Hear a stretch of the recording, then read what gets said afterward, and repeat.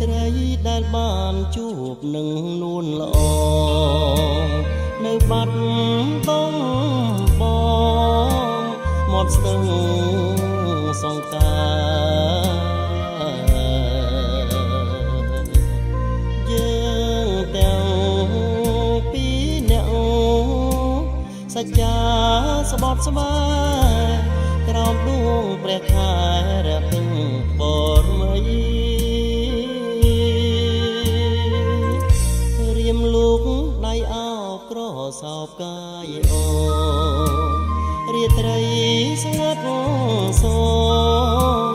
ដោយស្នេហ៍ភក្តី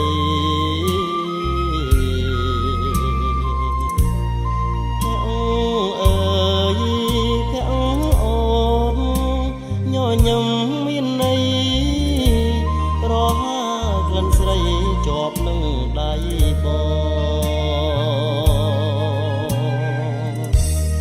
រាត្រីរនកដូចផ្ដើមនឹកពើសល់តែតាវ៉ៅសាសាប់ឆ្លើយឆ្លងជុំនោះពីអូន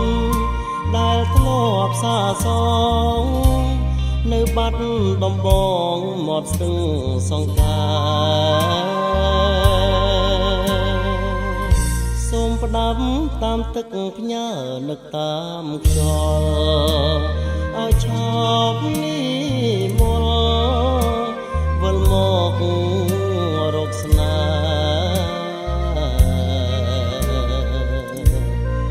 ដូចរីត្រីកាលពេញបរមីខានាស្ទឹងសង្ការក្រុងបាត់ដំបង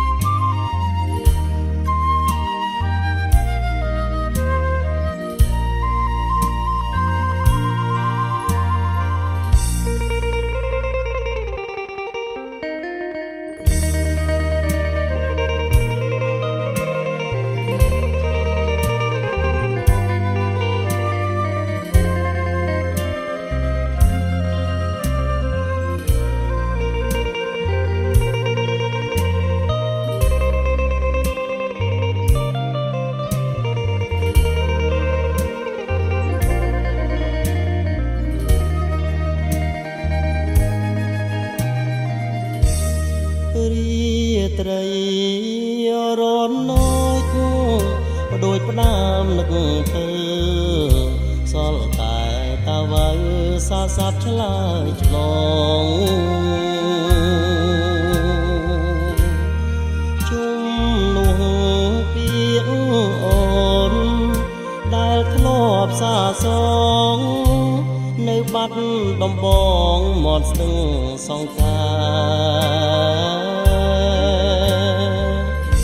សូមផ្ដាំតាមទឹកផ្ញើនឹកតាមខ្យល់ឲ្យឈប់នេះមល់វិលមក